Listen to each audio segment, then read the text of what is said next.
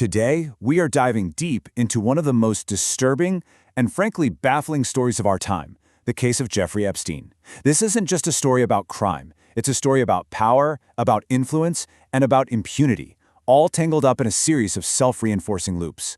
So let's start pulling at the threads to see how it all worked. You know, the one question that just hangs over this entire saga is simple, but it's incredibly profound.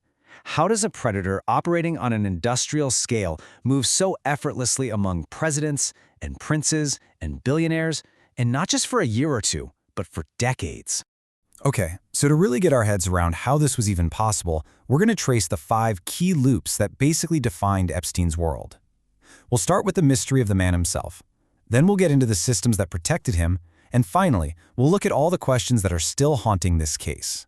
So, first up, who was Jeffrey Epstein? That right there is where the mystery really begins. I mean, the guy seemed to just appear out of thin air, with this bottomless fortune and absolutely no clear story for how he got it. If you look at his early life, a really bizarre pattern starts to show up. It's just a series of failures and firings. He drops out of college, gets fired from a teaching job, even gets let go from the big-shot investment firm Bear Stearns. He gets tangled up in a massive Ponzi scheme, but somehow he just walks away without a single charge. At every single turn, he seems to fail upwards, and it all leads to him somehow managing the entire fortune of billionaire Leslie Wexner. Honestly, none of it adds up. And here's the thing, this wasn't some hidden secret. Even way back in 2003, the editor of Vanity Fair was pointing out what everyone in New York's elite circles was already wondering.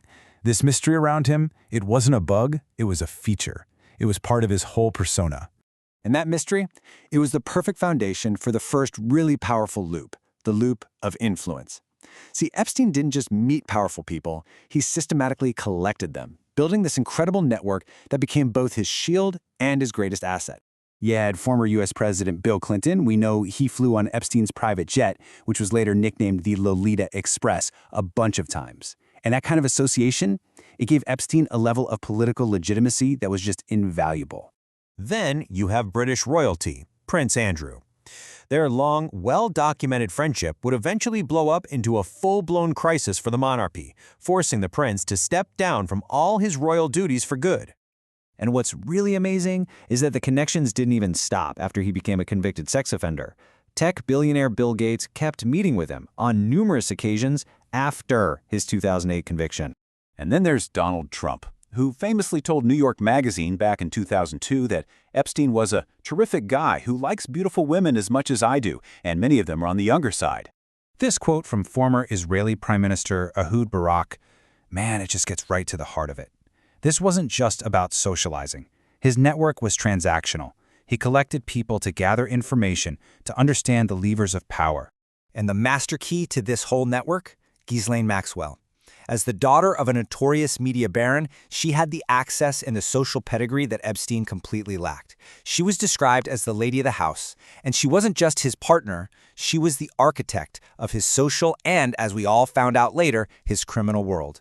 All that influence provided the perfect cover for the horrific reality, a sophisticated, well-oiled machine of sexual abuse and trafficking. This wasn't random at all. It was a systematic, calculated operation. The process they used was just sickeningly methodical. First, they'd target vulnerable girls. Then, they'd use these promises of a better life to lure them in. Ghislaine Maxwell's presence was absolutely crucial for the grooming part, right? Making the girls feel at ease with another woman there. And then, in this truly vile twist, they'd turn the victims into recruiters, forcing them to go out and entrap other young girls. And we have to be crystal clear about who these victims were. We're talking about kids. Many were as young as 14 years old when they were first pulled into this nightmare. This quote from a victim testifying about Ghislaine Maxwell's role is just absolutely devastating. It speaks to this profound sense of betrayal that was a core, calculated part of the abuse machinery. So, with all this happening, how on earth did he get away with it for so long? Well, that brings us to the most enraging loop of all. The system that gave him impunity when it had every single chance to stop him. The timeline of that first investigation is just staggering to look at.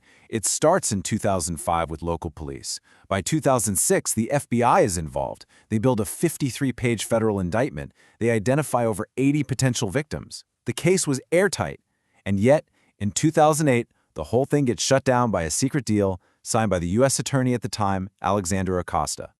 The result of that deal was a complete and total perversion of justice. I mean, look at this. Epstein was facing federal charges like sex trafficking that could have meant life in prison. Instead, he pleads guilty to a minor state charge and serves just 13 months in a county jail, with work release privileges that let him leave for 12 hours a day, 6 days a week. It's unbelievable. Now, the story should have ended right there, with Epstein getting away with everything. But a decade later, the loop finally started to fracture, leading to this final act that has left us with way more questions than answers. So in 2018, some incredible reporting by the Miami Herald exposed that secret plea deal to the entire world. The public outrage basically forced the authorities to act, and in 2019, Epstein was arrested again. But just 36 days later, he was found dead in his cell. And while Ghislaine Maxwell was eventually convicted, Epstein's death meant he would never, ever face a full public accounting for his crimes. And that leaves us with the darkest question of all. With hidden cameras found all over his homes, and all this constant talk of him gathering information on his powerful guests, was the abuse itself just a means to an end?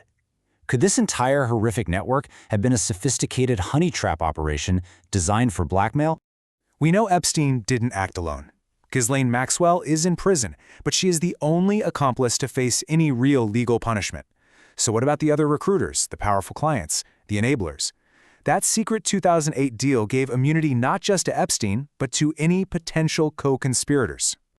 You see, the Epstein scandal isn't just about one monster. It's a chilling story about how wealth and power and influence can create this protective loop, bending the very systems of justice that are supposed to apply to all of us. And it forces us to ask a really tough question. If this is the kind of justice the powerful can buy, what does that say about the justice that's available for everyone else?